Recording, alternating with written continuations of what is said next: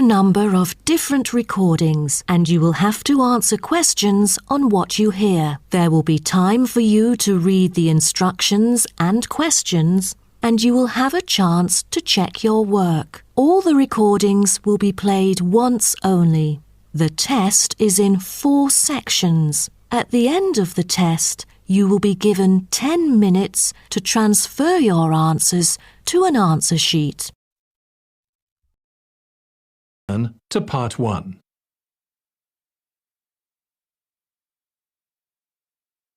Part 1. You will hear a woman who works at an employment agency talking to a man about jobs he could apply for.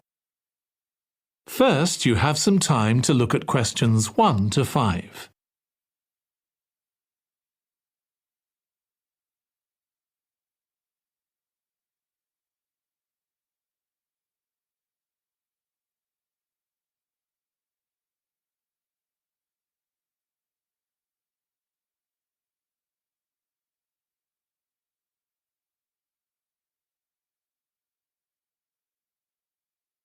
Now listen carefully and answer questions 1 to 5. Good morning. Thanks for coming in to see us here at the agency, Joe. I'm one of the agency representatives and my name's Sally Baker. Hi, Sally. I think we spoke on the phone, didn't we? That's right, we did. So thank you for sending in your CV. We've had quite a careful look at it, and I think we have 2 jobs that might be suitable for you. OK. The first one is in a company based in North London. They're looking for an administrative assistant. OK. What sort of company is it? They're called Home Solutions, and they design and make furniture. Oh, I don't know much about that, but it sounds interesting. Yes, well, as I said, they want someone in their office, and looking at your past experience, it does look as if you fit quite a few of the requirements. So on your CV it appears you've done some data entry? Yes. So that's one skill they want.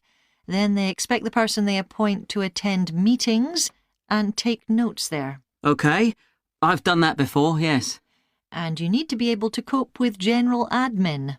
Filing and keeping records and so on. That should be OK. And in my last job, I also had to manage the diary. Excellent. That's something they want here too. I'd suggest you add it to your CV. I don't think you mentioned that, did you? No. So, as far as the requirements go, they want good computer skills, of course, and they particularly mention spreadsheets. That should be fine. And interpersonal skills, which would be something they'd check with your references. I think that should be OK, yes. Then they mention that they want someone who is careful and takes care with details. Just looking at your CV, I'd say you're probably all right there. I think so, yes. Do they want any special experience? I think they wanted some experience of teleconferencing. Oh, I've got 3 years' experience of that. Let's see. Yes, good. In fact, they're only asking for at least 1 year, so that's great. So is that something that might interest you? It is, yes. The only thing is, you said they were in North London, so it would be quite a long commute for me. OK. Before you hear the rest of the conversation, you have some time to look at questions 6 to 10.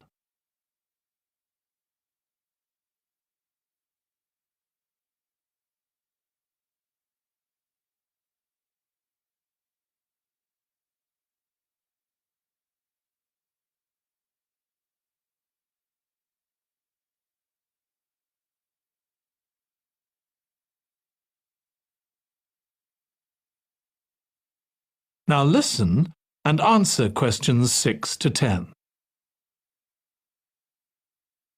So the second position might suit you better as far as the location goes. That's for a warehouse assistant, and that's in South London. Yes, that would be a lot closer. And you've worked in a warehouse before, haven't you? Yes. So as far as the responsibilities for this position go, they want someone who could manage the stock, obviously, and also deliveries. That should be OK. You've got to keep track of stuff, but I've always been quite good with numbers. Good. That's their first requirement. And they want someone who's computer literate, which we know you are. Sure. Then they mention organisational skills. They want someone who's well organised. Yes, I think I am. And tidy? Yes, they go together really, don't they? Sure. Then the usual stuff. They want someone who can communicate well, both orally and in writing. OK. And for the last warehouse job I had, one of the things I enjoyed most was being part of a team. I found that was really essential for the job. Excellent. Yes, they do mention that they want someone who's used to that, yes. Now, when you were working in a warehouse last time, what sorts of items were you dealing with? It was mostly bathroom and kitchen equipment, sinks and stoves and fridges. So you're okay moving heavy things? Sure. I'm quite strong and I've had the training. Good. Now, as far as experience goes, they mention they want someone with a licence and that you have experience of driving in London, so you can cope with the traffic and so on. Yes, no problem. And you've got experience of warehouse work. And the final thing they mention is customer service. I think, looking at your CV, you're okay there. Right. So, what about pay? Can you tell me a bit more about that, please? That is the end of part 1. You now have 1 minute to check your answers to part 1.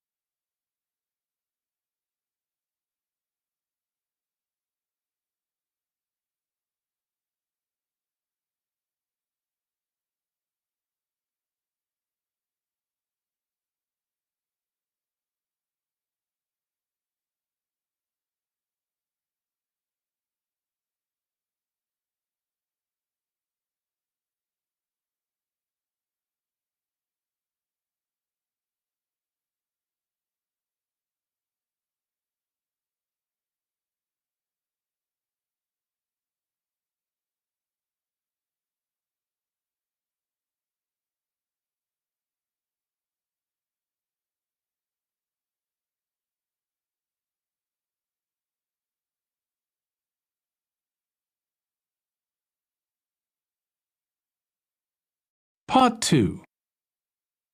You will hear a woman called Alice Riches talking on the radio about a scheme which involves closing streets to traffic to allow children to play.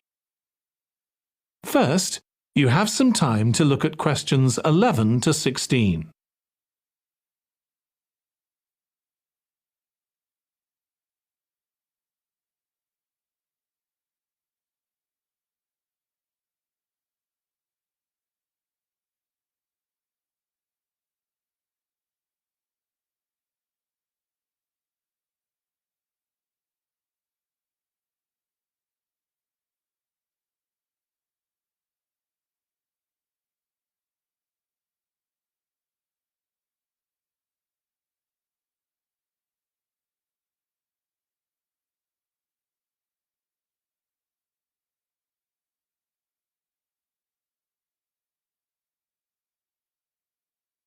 Now listen carefully and answer questions 11 to 16. My guest on the show today is Alice Riches, who started the street play scheme where she lives in Beechwood Road. For those of you that don't already know, street play involves local residents closing off their street for a few hours so that children have a chance to play in the streets safely. She started it in her own street, Beechwood Road, and the idea caught on, and there are now street play schemes all over the city. So when did you actually start the scheme, Alice? Well, I first had the idea when my oldest child was still a toddler, so that's about 6 years ago now, but it took at least 2 years of campaigning before we were actually able to make it happen. So the scheme's been up and running for 3 years now. We'd love to be able to close our road for longer, for the whole weekend, from Saturday morning until Sunday evening, for example. At the moment, it's just once a week. But when we started, it was only once a month. But we're working on it. So what actually happens when Beechwood Road is closed? We have volunteer wardens.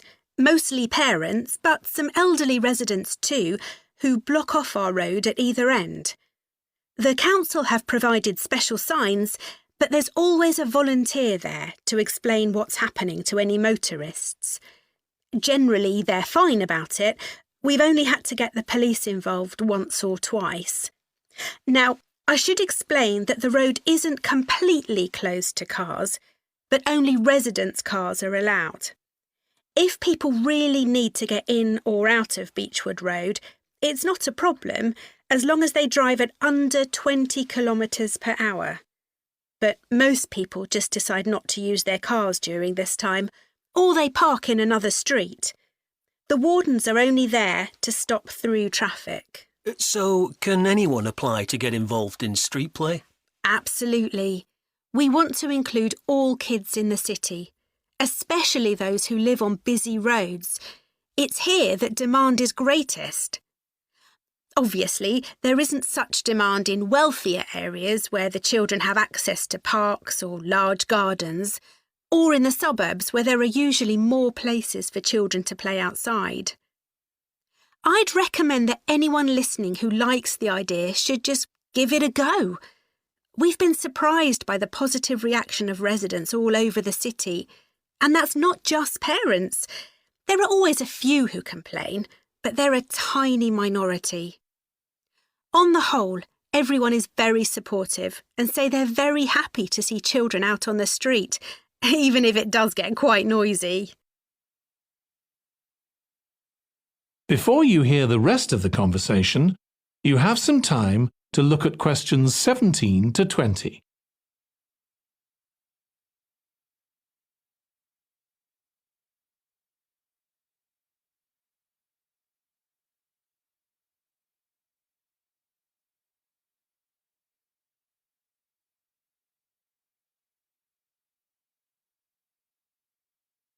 Now listen and answer questions 17 to 20.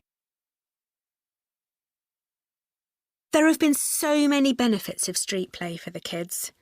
Parents really like the fact that the kids are getting fresh air instead of sitting staring at a computer screen, even if they're not doing anything particularly energetic. And of course, it's great that kids can play with their friends outside without being supervised by their parents. But for me, the biggest advantage is that kids develop confidence in themselves to be outside without their parents. The other really fantastic thing is that children get to know the adults in the street. It's like having a big extended family. It certainly does have a lot of benefits. I want to move on now and ask you about a related project in King Street. Right. Well, this was an experiment I was involved in, where local residents decided to try and reduce the traffic along King Street, which is the busiest main road in our area, by persuading people not to use their cars for one day. We thought about making people pay more for parking, but we decided that would be really unpopular. So instead, we just stopped people from parking on King Street, but left the other car parks open. It was surprising how much of a difference all this made. As we'd predicted, air quality was significantly better, but what I hadn't expected was how much quieter it would be, even with the buses still running. Of course, everyone said they felt safer, but we were actually amazed that sales in the shops went up considerably that day. We thought there'd be fewer people out shopping, not more. That's really interesting. So the fact that the street was... That is the end of part 2. You now have 30 seconds to check your answers to part 2.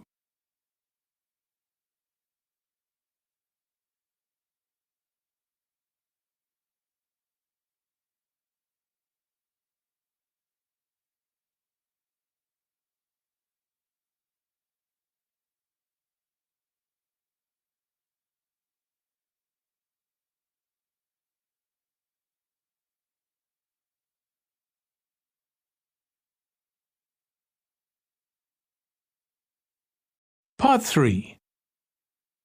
You will hear 2 students, called Hazel and Tom, talking about Hazel's media studies assignment. First, you have some time to look at questions 21 to 26.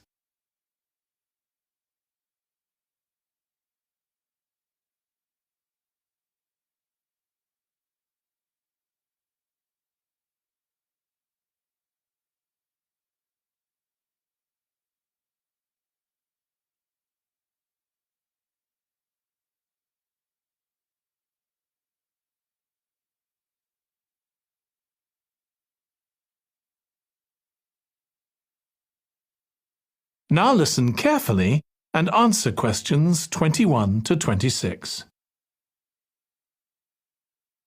Tom, could I ask you for some advice, please? Yes, of course. If you think I can help.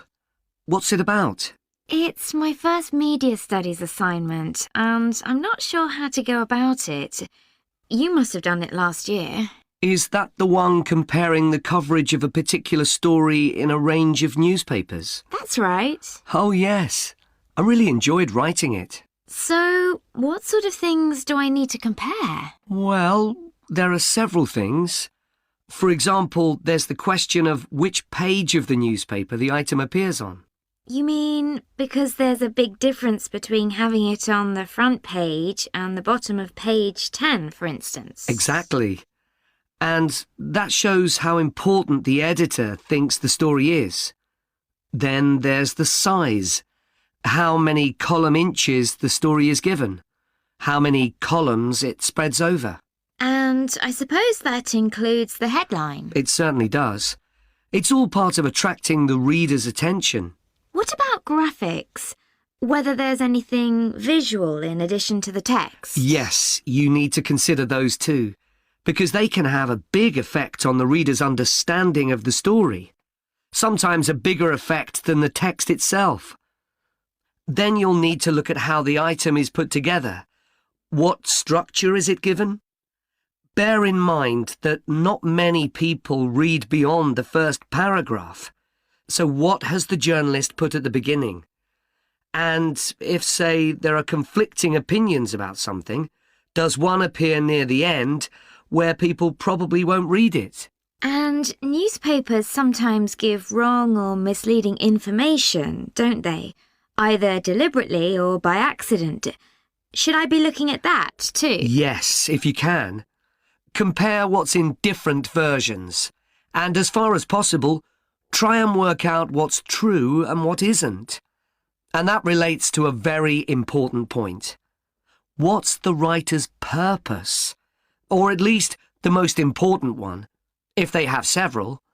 It may seem to be to inform the public, but often it's that they want to create fear or controversy, or to make somebody look ridiculous. Gosh, I see what you mean. And I suppose the writer may make assumptions about the reader. That's right. About their knowledge of the subject, their attitudes, and their level of education, which means writing so that the readers understand without feeling patronised. All of that will make a difference to how the story is presented. Before you hear the rest of the discussion, you have some time to look at questions 27 to 30.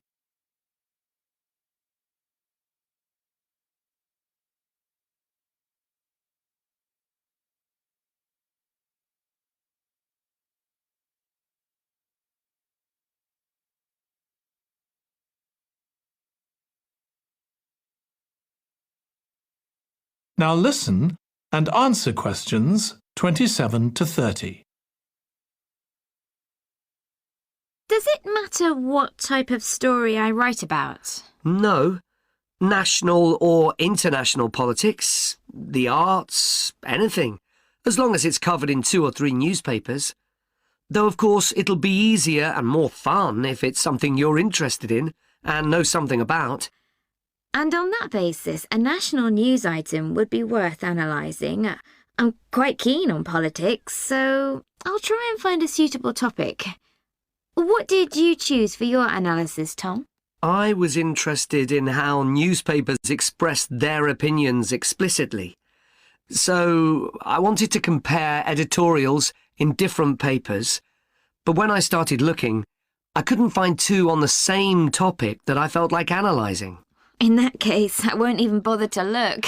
So in the end, I chose a human interest story, a terribly emotional story about a young girl who was very ill, and lots of other people, mostly strangers, raised money so she could go abroad for treatment. Actually, I was surprised. Some papers just wrote about how wonderful everyone was, but others considered the broader picture, like why treatment wasn't available here. I usually find stories like that raise quite strong feelings in me. I'll avoid that. Perhaps I'll choose an arts topic, like different reviews of a film or something about funding for the arts. I'll think about that. Yes, that might be interesting. OK, well, thanks a lot for your help, Tom. It's been really useful. You're welcome. Good luck with the assignment, Hazel. That is the end of Part 3. You now have 30 seconds to check your answers to Part 3.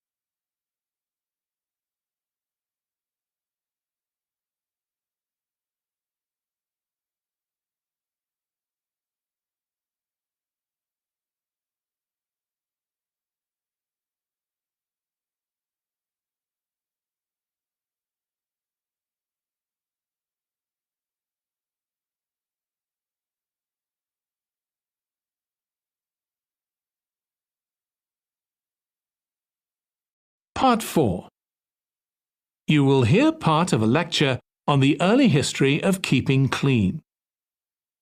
First, you have some time to look at questions 31 to 40.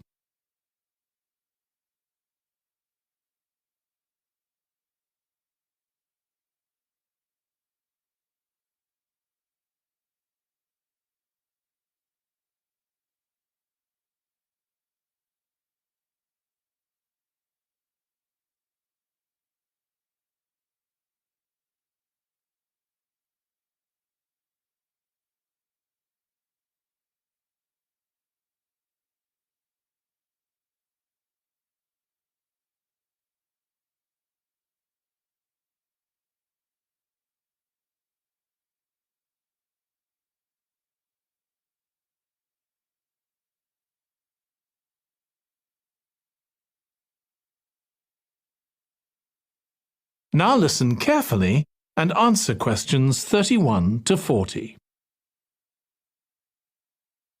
Nowadays, we use different products for personal cleanliness, laundry, dishwashing and household cleaning, but this is very much a 20th century development. The origins of cleanliness date back to prehistoric times.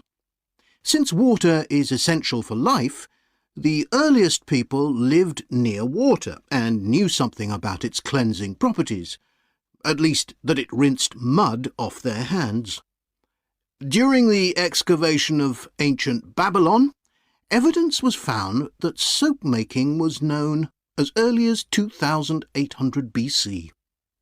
Archaeologists discovered cylinders made of clay, with inscriptions on them saying that fats were boiled with ashes. This is a method of making soap, though there's no reference to the purpose of this material. The early Greeks bathed for aesthetic reasons and apparently didn't use soap. Instead, they cleaned their bodies with blocks of sand, pumice and ashes, then anointed themselves with oil and scraped off the oil and dirt with a metal instrument known as a strigil. They also used oil mixed with ashes. Clothes were washed without soap in streams.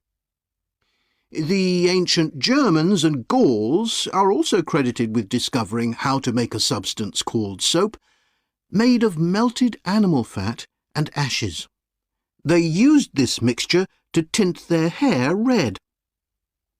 Soap got its name, according to an ancient Roman legend, from Mount Sapo, where animals were sacrificed, leaving deposits of animal fat. Rain washed these deposits, along with wood ashes, down into the clay soil along the river Tiber. Women found that this mixture greatly reduced the effort required to wash their clothes. As Roman civilization advanced, so did bathing. The first of the famous Roman baths, supplied with water from their aqueducts, was built around 312 BC. The baths were luxurious, and bathing became very popular. And by the 2nd century AD, the Greek physician Galen recommended soap for both medicinal and cleansing purposes.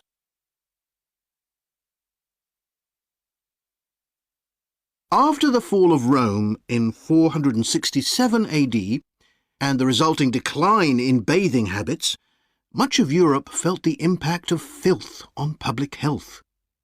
This lack of personal cleanliness and related unsanitary living conditions were major factors in the outbreaks of disease in the Middle Ages, and especially the Black Death of the 14th century. Nevertheless, soap-making became an established craft in Europe, and associations of soap-makers guarded their trade secrets closely. Vegetable and animal oils were used with ashes of plants, along with perfume, apparently for the first time. Gradually, more varieties of soap became available for shaving and shampooing, as well as bathing and laundering. A major step toward large-scale commercial soap-making occurred in 1791, when a French chemist, Nicolas Leblanc, patented a process for turning salt into soda ash, or sodium carbonate. Soda ash is the alkali obtained from ashes that combines with fat to form soap. The Leblanc process yielded quantities of good quality, inexpensive soda ash. Modern soap-making was born some 20 years later, in the early 19th century, with the discovery by Michel-Eugène Chevreul, another French chemist, of the chemical nature and relationship of fats, glycerine, and fatty acids. His studies established the basis for both fat and soap chemistry, and soap-making became a science. Further developments during the 19th century made it easier and cheaper to manufacture soap. Until the 19th century, soap was regarded as a luxury item and was heavily taxed in several countries. As it became more readily available, it became an everyday necessity, a development that was reinforced when the high tax was removed. Soap was then something ordinary people could afford, and cleanliness standards improved. With this widespread use came the development of milder soaps for bathing and soaps for use in the washing machines that were available to consumers by the turn of the 20th century. That is the end of Part 4. You now have 1 minute to check your answers to Part 4.